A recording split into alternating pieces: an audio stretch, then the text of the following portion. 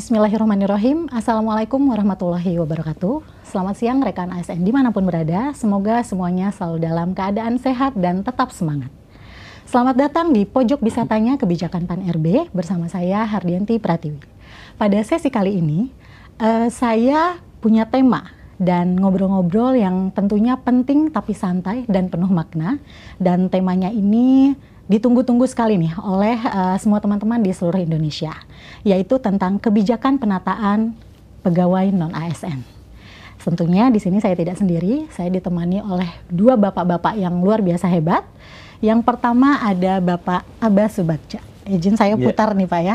Pak Abbas Subagja, sehat Bapak? Alhamdulillah sehat. Beliau adalah Deputi Bidang SDM Aparatur di Kementerian PAN RB. Dan satu lagi yang di sebelah sana ada Bapak Haryomo Dwi Putranto. Selamat siang Bapak. Selamat siang Mbak. Beliau adalah Wakil Kepala BKN. Bapak terima kasih sudah meluangkan waktunya nih Pak ya, hadir di acara kita ini Pak. Sudah siap ya Pak ya? Insya Allah. Soalnya ini saya udah ngelis beberapa pertanyaan Pak, yang tentunya pertanyaan-pertanyaan ini banyak ditanyakan Pak nih oleh teman-teman pegawai non-ASN seluruh Indonesia Pak. Mungkin kita langsung aja ya Pak ya ke pertanyaan pertama. Kan saat ini pemerintah tengah melakukan penataan pegawai non-ASN ya Pak, yang sudah dilakukan itu secara bertahap Pak. Kalau tidak salah dari 2007 juga sudah dilakukan penataan itu Pak. Nah sebenarnya apa sih Pak tujuan penataan pegawai non-ASN ini Pak? Boleh mungkin Pak Abah dulu yang menjawab. Iya, makasih Mbak Tiwi. Jadi yang pertama bahwa penataan ASN itu menjadi penting seiring dengan perubahan transformasi di dalam sistem manajemen ASN kita.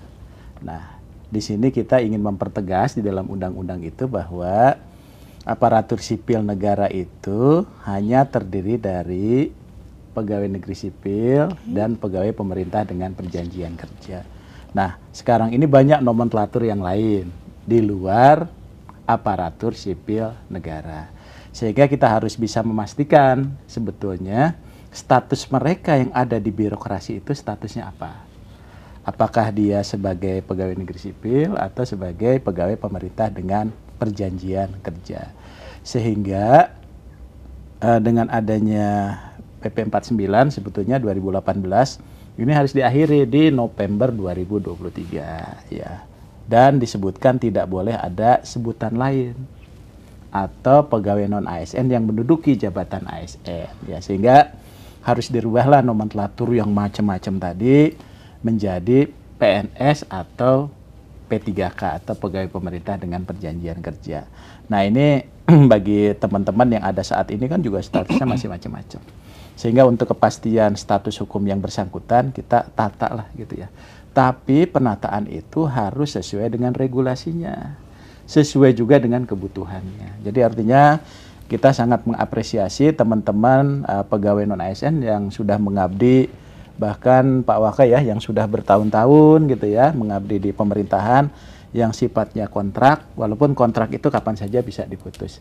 Tentunya kita tidak melihat hal yang seperti itu ya, tapi sepanjang dia memenuhi ketentuan peraturan perundang-undangan, anggarannya tersedia, kemudian juga sesuai dengan regulasi.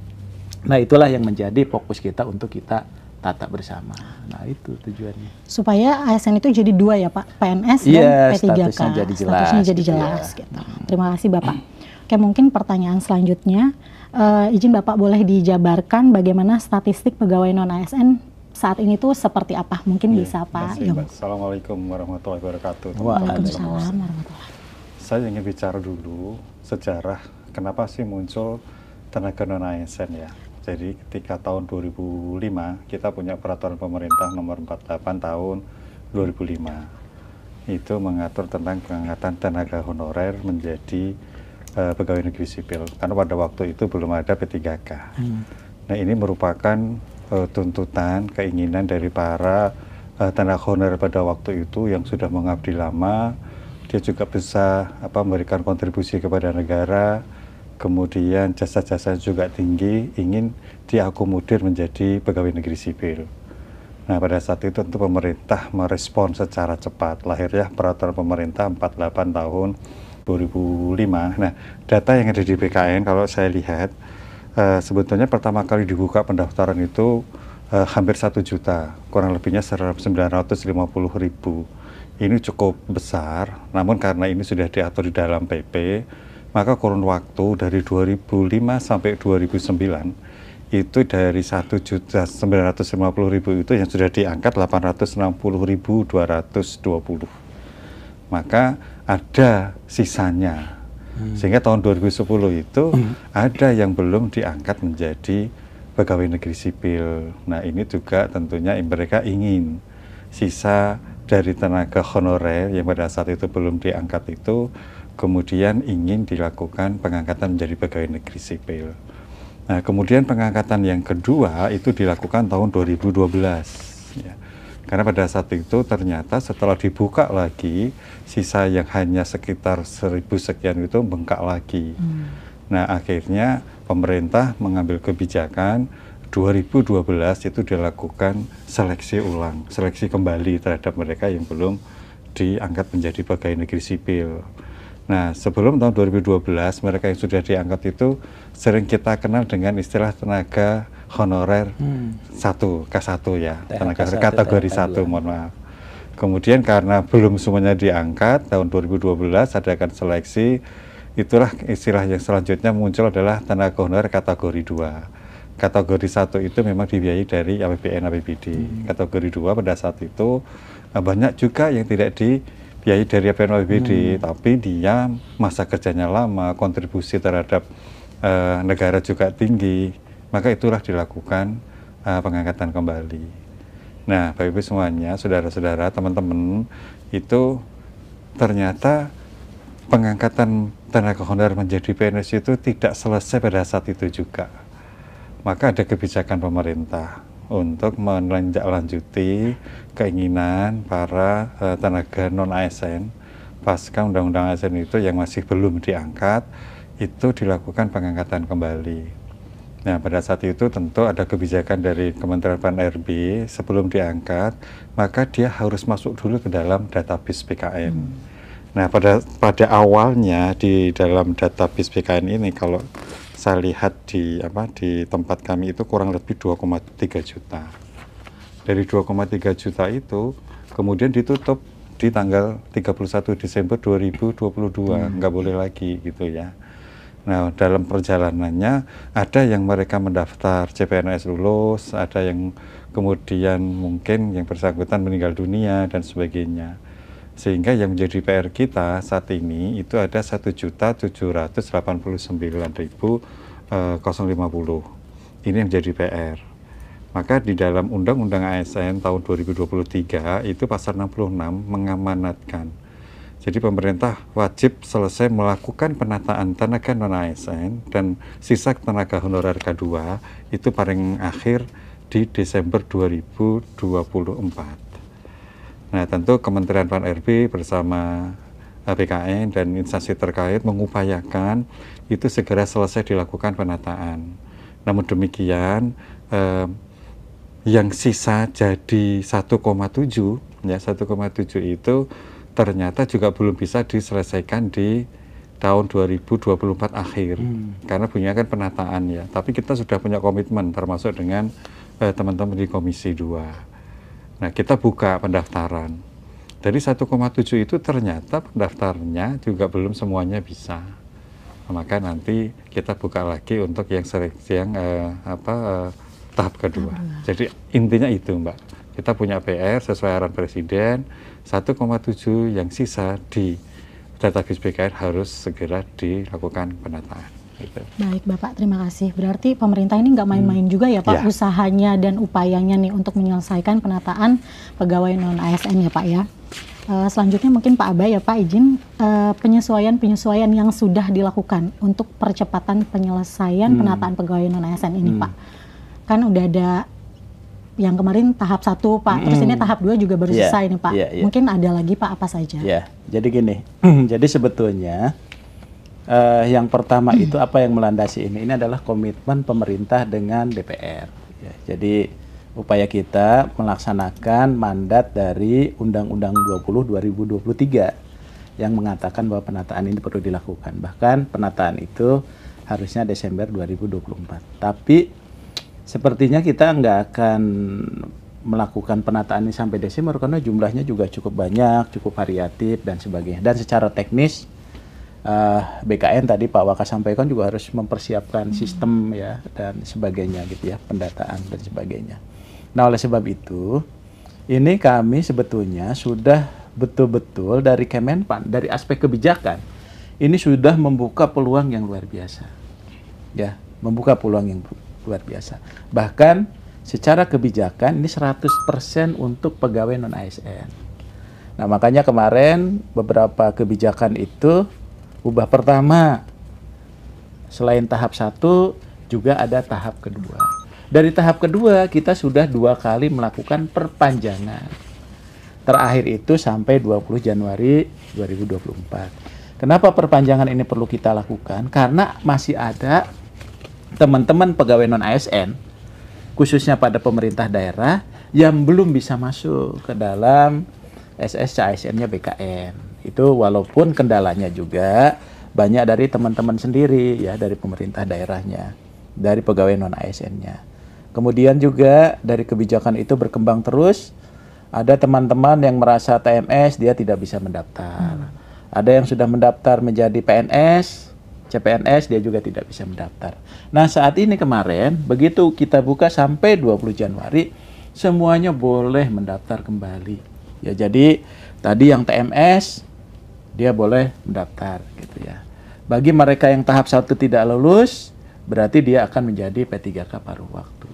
Bagi mereka CPNS yang sudah ikut tes, yang gagal di SKD atau di SKB, maka dia pun akan menjadi paruh waktu. Bagi teman-teman yang TMS, tetap dia bisa mendaftar di periode kedua.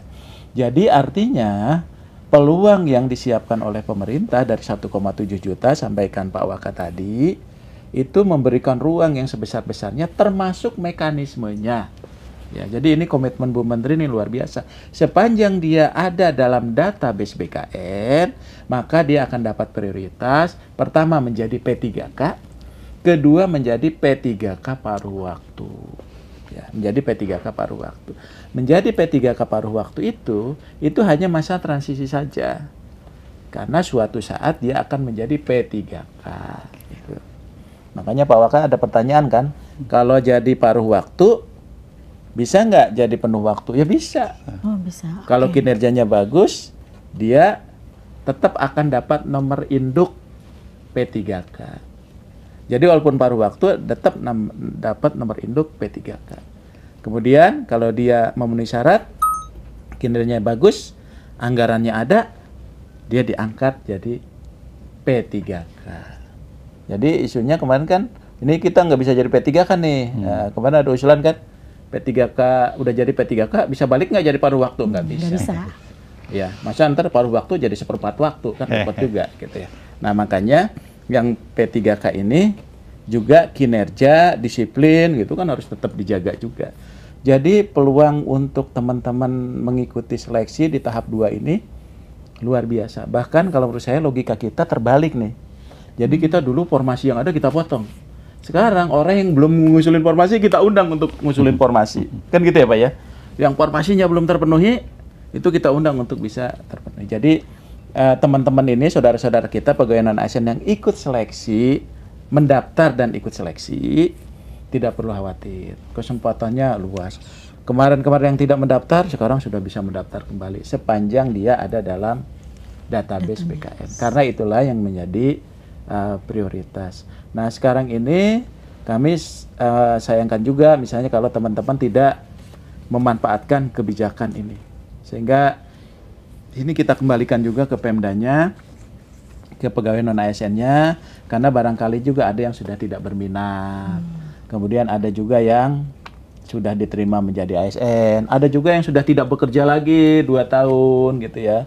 Ada juga yang sudah batas usia pensiunnya ya Pak ya, sudah tidak terpenuhi gitu. Kemudian juga ada yang sudah meninggal dunia. Ya, jadi yang tidak memungkinkan lagi untuk itu. Jadi kalau peluang kita penyesuaian-penyesuaian terhadap upaya untuk percepatan itu sudah kita lakukan. Jadi semuanya sudah boleh. Jadi tidak ada lagi mungkin sekarang ramai di medsos kami nggak bisa melamar lagi, kami sudah ikut CPNS ini gimana nggak bisa masuk. Oleh BKN sudah dibuka. Difasilitasi ya Pak? Dibuka dan sudah difasilitasi. Difasilitasi. Berarti sebenarnya nggak usah khawatir lagi ya Pak? Nggak usah khawatir lagi, ini peluangnya sudah cukup luas. Ya, dan kalau menurut saya ini adalah mungkin kesempatan terakhir kita untuk beresin ini, makanya kita buka seluas-luasnya. Tapi bukan berarti mereka nanti tidak bisa masuk. Ya, bisa saja, tapi ada seleksi yang harus diikuti. Normal lah, akan kompetisi nanti. Kalau saat ini memang peluangnya jauh lebih besar. Oke, terima kasih Pak. Selanjutnya nih Pak, bagaimana sejarah penataan pegawai non-ASN ini Pak? Yang kita ketahui kan penataannya sudah dilakukan dari 2007. Itu tuh sebelum-sebelumnya bagaimana gitu Pak? Mungkin Pak Abah. Tadi sudah disampaikan Pak Waka ya. Jadi sebetulnya penataan ini kita sudah selesai di semenjak adanya PP 49 ya 2018 selesai. Nah, namun rupanya setelah PP 49 itu masih ada Pak. Dihitunglah ke belakang sesungguhnya ya. Jadi yang setelah PP 49 itu dia bekerja sebagai non-ASN apapun namanya, sampai November 2023 itu nggak boleh ngangkat lagi. Tapi rupanya banyak yang angkat juga gitu ya. Tapi yang jelas ini PR kita bersama sih yang harus kita beresin. Nah, setelah itu maka ada surat Pak Menteri waktu itu supaya data lah. Masa kita mau beresin tapi nggak ada datanya. Datanya belum update lah. Ada di BKN tapi data honorer yang lama ya Pak ya. Yang peninggalan THK 2 itu.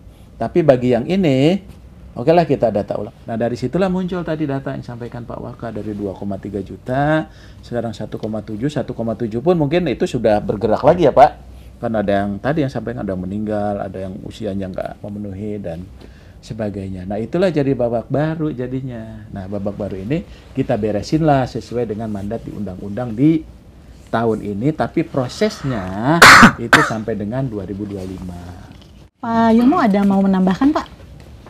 Sejarah nih Pak. Oh sejarah ya. Ya tadi saya singgung di awal Pak.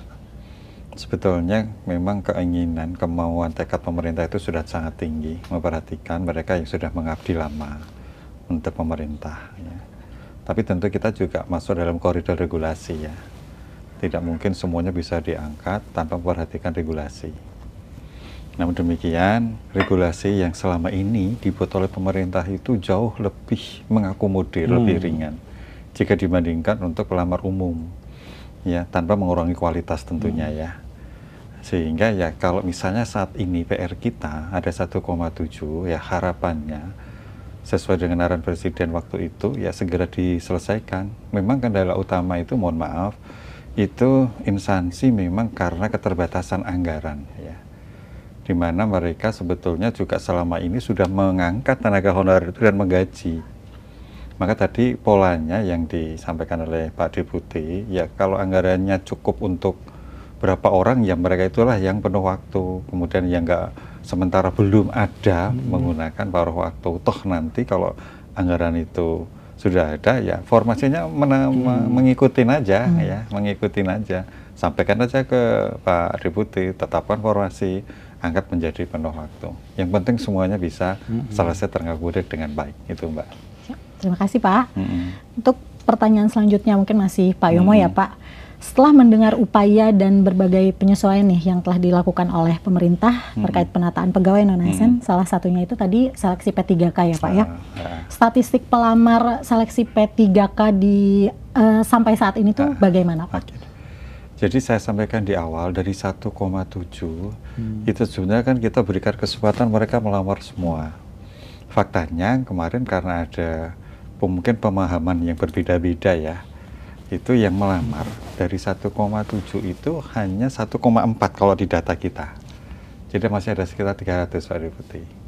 Maka arahan Bu Menteri kita bukalah seleksi tahap kedua. Oh yang tadi itu tahap 1 Pak? Tahap 1. Ya, tadi tahap 1. Seleksi tahap 2. Seleksi tahap 1 kan sudah selesai ya. Sementara tahap 2 kan baru pendaftaran baru terakhir kemarin sudah selesai. Ya kan? Nah ternyata sampai dengan yang tahap kedua ini juga belum semuanya Pak Deputi bisa terakomodir ya macam-macam. Kalau formasi sudah kita jamin, bahkan Bu Menteri sudah mengeluarkan kebijakan yang 3K bekerja itu sudah bisa mengakomodir semuanya. Tapi ternyata memang yang tidak bisa ikut itu bukan karena kesalahan instansi semua. Ya pertama mereka sudah diangkat jadi ikut CPNS yang kemarin. Kemudian ya usianya akhirnya juga sudah nggak mencapai lagi, lewat dan sebagainya. Tapi upaya kita untuk melakukan itu segera dipercepat gitu ya. Maka dibuka tahap kedua. Ya tahap kedua ini data sampai dengan hari ini karena kemarin sudah di close ya, diperpanjang 3 kali. Itu ada tersisa kurang lebih 100 ribuan ya dari 1,7 itu. Nanti tentu akan kita coba petakan. Tapi biasanya yang kita pahami sisanya itu memang saya sampaikan tadi. Sebagian besar memang ingin diangkat menjadi P3K ya. Nah, kita juga ingin berupaya kepada pemerintah, pada para instansi, mohon maaf itu untuk segera selalu melakukan seleksi administrasi yang tahap kedua ini. Ya, karena apa? Kalau itu lambat ya nanti pengangkatannya lambat lagi. Jadwal sudah dibuat oleh BKN. Yang pasti ya upaya pemerintah itu sudah optimal sekali, sudah bagus sekali. Kita sudah berkomitmen dengan anggota Komisi 2 untuk menyelesaikan penataan di akhir Desember, tapi karena lewat tetap itu harus kita selesaikan. Itu Mbak.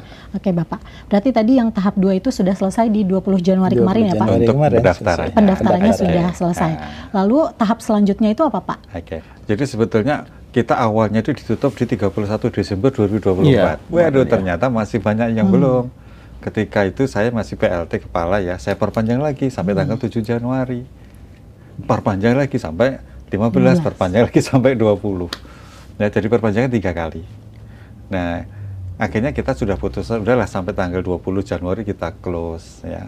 Setelah kita close yang tadi ternyata memang masih ada sisa ya, ada sisa itu kita berharap memang karena tidak memenuhi syarat atau karena alasan yang lainnya, bukan karena kesalahan dari pemerintah maupun instansi ya. Nah, nanti setelah itu BKN sudah buat jadwal Mbak, jadwal ya. Tahapan selanjutnya adalah seleksi administrasi yang dilakukan oleh instansi juga ya. Tapi untuk yang di dalam database memang ya kita upayakan instansi itu ya meliput, karena seleksi administrasi itu kan sebenarnya diatur dalam regulasi ya. Tapi kita tidak seketat yang berlaku untuk yang umum. Kalau dia sudah daftar aja karena komitmen dan amanat di undang-undang ya kita akomodir untuk diangkat gitu loh. Jadi kita tidak terlalu mempermasalahkan. Kita bisa menyesuaikan. Kalau formasinya kok nggak ada gitu ya, Penpan sudah membuat formasi tampungan 4. Pokoknya sapu jagat masuk dulu. Ini bukti komitmen kita. Nanti disesuaikan ketika dia sudah diangkat. Nah, setelah sesi administrasi selesai, nanti akan dilakukan seleksi P3K. Dan ini mudah lagi. Kalau PNS, CPNS kan ada SKD, SKB, ada macam ini sekali aja lah.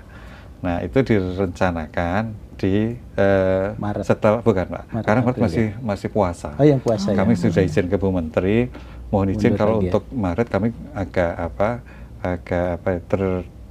mungkin menjadi karena lebaran juga ya. Instansi juga belum siap karena sekarang juga masih mengurusin untuk pemberkasan CPNS ya. Kita kan sudah mulai, maka 2 minggu setelah lebaran moga-moga bisa dipercepat.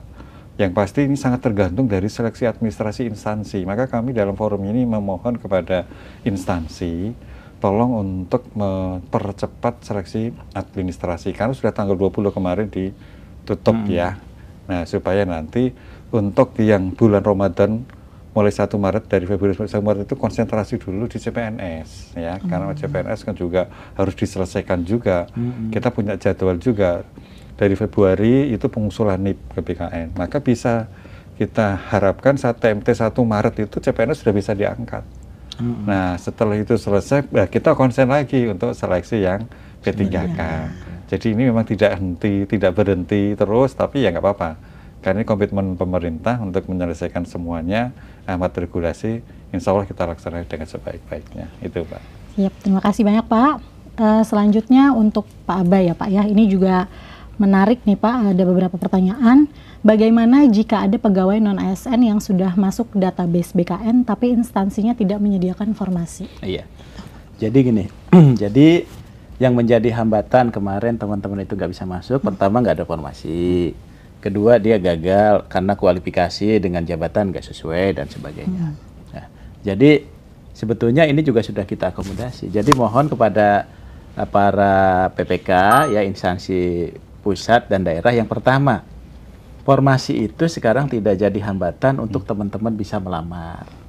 Karena kenapa? Kalau formasi yang disiapkan 100, pegawai non ASN-nya yang di database database-nya itu yang di database BKN itu ada 200, yang 100 itu tetap dia masuk, dia lulus. Jadi tidak ada lulus dan tidak lulus sesungguhnya. Cuma nanti yang kuota 100 itu menjadi P3K. Kemudian yang 100 ini dia ngelamar juga nih, tapi dia pegawai non ASN dalam database BKN, maka dia akan menjadi paruh waktu. Jadi mereka tetap ada kesempatan bekerja itu. Kemudian yang kedua, mereka juga kesulitan tuh Pak ya untuk masuk. Sekarang itu tinggal diinjek, tinggal submit saja. Nah, dulu harus ketik masuk satu-satu, sekarang tuh enggak. Saking kita permudah ya Pak? Permudah ya Pak ya. Kemarin kan alasannya karena salah klik lah, akhirnya nggak dapat. Sekarang ini boleh daftar, tinggal dicari namanya, di sini ada nama Tiwi, jabatannya apa. Oh ternyata nggak ada semua nih, ada jabatan layanan operasional atau apa gitu. Tinggal klik masuk semua. Nah, jadi sebetulnya kemudahan-kemudahan ini sudah kita buka luar biasa ya Pak ya. Jadi artinya bagi yang tidak ada dalam tidak ada dalam formasi, tapi ada dalam database BKN, itu tetap dia bisa jadi P3K. Dan P3K paruh waktu pun itu kita tegaskan status hukum yang bersangkutan. Salah satunya apa? Dia tadi diberikan nomor induk. Nah kemudian ini penting juga nyambung gimana pembayarannya ya. Nah yang itulah yang membedakan. Kenapa mereka itu mengusulkan formasi terbatas? Pertama, karena anggaran belanja pegawainya terbatas. Ada undang-undang HKPD yang wajib 30%. Jadi ini juga harus dimengerti oleh teman-teman tenaga non-ASN, pegawai non-ASN. Yang paling penting adalah mereka tidak diberhentikan. Supaya pelayanan publik itu juga tetap bisa berjalan. Apalagi guru, tenaga kesehatan, nah itu harus tetap jalan gitu ya. Nah makanya nanti tetap akan dibayarkan sebagaimana surat Bu Menpan bahwa anggaran tetap harus disiapkan. Jadi nggak usah khawatir. Jadi Bu Menteri sudah menghimbau kepada seluruh kementerian lembaga termasuk Pemda menyiapkan anggaran bagi tenaga atau pegawai non ASN. Yang kedua itu diperkuat dengan rakor kita Pak, dengan Pak Mendagri. Jadi dengan Pak Mendagri itu Pak Mendagri juga menyiapkan surat dan memberikan panduan ini loh, kalau dia paruh waktu bisa dibayar dengan mata anggaran ini. Dan suratnya juga sudah disampaikan. Tapi di sisi lain juga ada penegasan di dalam surat Pak Mendagri, jangan lagi mengangkat pegawai non-ASN setelah Undang-Undang 20 2023. Dan Pak Mendagri tegaskan, kalau masih mengangkat, maka akan dikenakan sanksi sesuai ketentuan peraturan perundangan. Dan sesuai kewenangan Bu Menpan dan Pak Mendagri. Nah itu yang paling penting untuk teman-teman non-ASN ya. Iya Pak. Mungkin ini bisa diperjelas Pak, karena memang sangat simpang siur tentang paruh waktu. Yang memang sepertinya banyak orang-orang yang belum paham gitu paruh waktu ini bagaimana. Isunya kan paruh waktu itu jam kerjanya full tapi gajinya separuh. Tapi ada juga yang bilang kerjanya setengah hari gajinya full gitu. Wah enak banget kalau gitu atau bagaimana gitu.